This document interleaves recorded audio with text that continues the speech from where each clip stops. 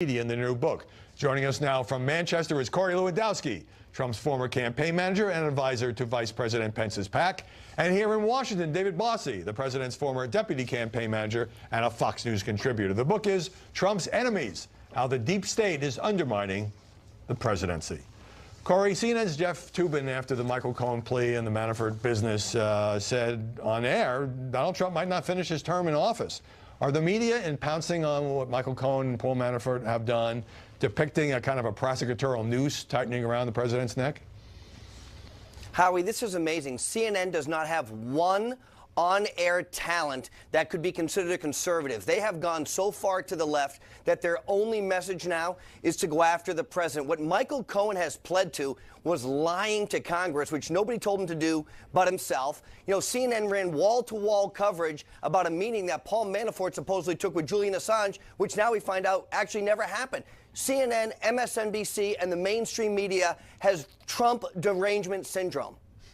Well, we don't know for sure the Assange meeting didn't happen, but as we talked about earlier, I'm not sure the Guardian has proven his case. I know, Dave, you have very strong feelings about Michael Cohen's credibility, but isn't it also true that the president, who you admire, hired Michael Cohen and hired Paul Manafort and hired Michael Flynn and hired Rick Gates, all of whom have now pled guilty to lying and other crimes?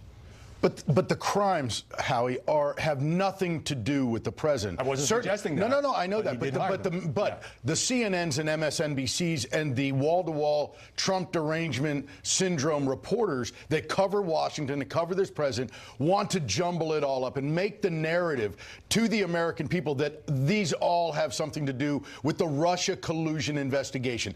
They do not. This president has nothing to do with Paul Manafort prior to his campaign. The same thing. Look, Michael Cohen pled guilty to wire fraud and bank fraud related to a taxi cab company in New York City. That was nothing to do, but nothing to do with the president. Paul Manafort, wire fraud and hiding money overseas and lying to the IRS over business deals, you know, 10 years before the campaign. I get that much of the cases don't involve Trump or the Trump organization, but Corey, in your book, you guys both sat for an interview with the president, and he said to you that fake news, which of course he's attacked, what he calls fake news, is the greatest enemy in this country. Greater than terrorists, greater than gang members?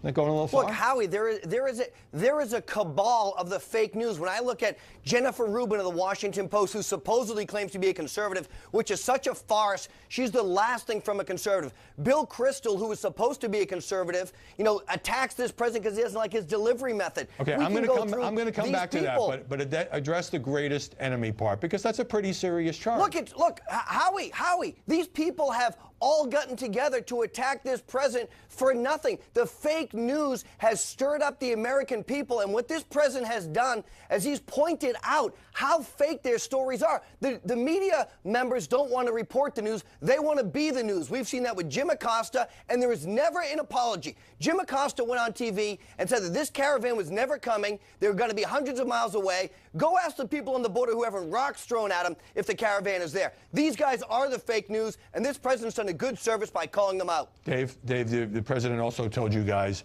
it's hard to defend yourself, except on social media, of what is an overwhelmingly negative amount of coverage.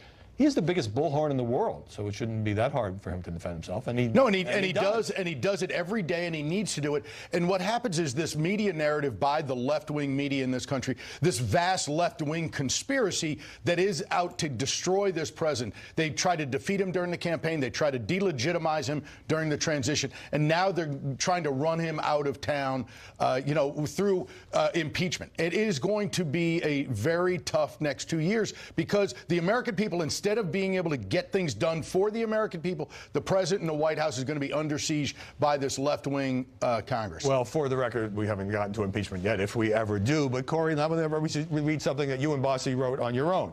The press trades on the emotions of their audience. The more they stir them up, the more they get them to buy their newspapers, tune into their channels, or click on their websites. And that's true. It's true on both the left and the right, in my view. But doesn't the president, like many other politicians, also play on the emotions of the voters? Why single the press out? Because the press is in this to obviously make money, and what they want to do is the more salacious the story, the more the press talks about it. Look, Howie, you talked about it earlier on your show today, the Guardian story. It became the fodder for 24 or 48 hours about whether Paul Manafort ever went to London to do a meeting. Nobody did any homework on this. Nobody's been held accountable. Look, Paul's a very bad guy. He's going to spend a lot of time in jail for a lot of crimes that he committed that had nothing to do with the campaign, but somebody, media outlets should have verified this story before they just ran with the Guardian story, and because they want clickbait, and that's what happens. So the president has to use his megaphone to push back on these fake stories, or else the American people think it's just true. And by the way, this story is now days old. Nobody in the mainstream media, the garbage that they continue to put out there on this Julian Assange meeting. It's hard to disprove a story. No, Howie.